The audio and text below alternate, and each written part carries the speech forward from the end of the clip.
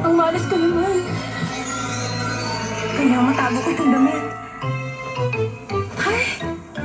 Saan ko naman tatago to? Dapat na siya hindi niya nakikita.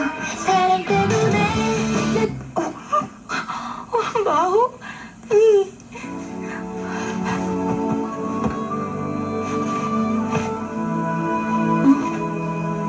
Ano to? Mukhang masarap to ah.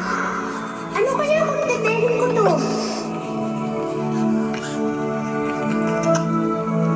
Ang baho talaga.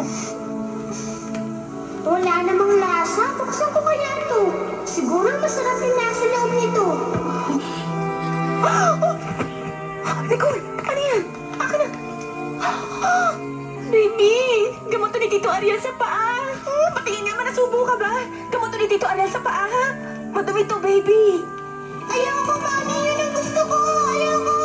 Hindi naman pagkain to eh. Ayoko nga maglaro. Gusto kong tumili.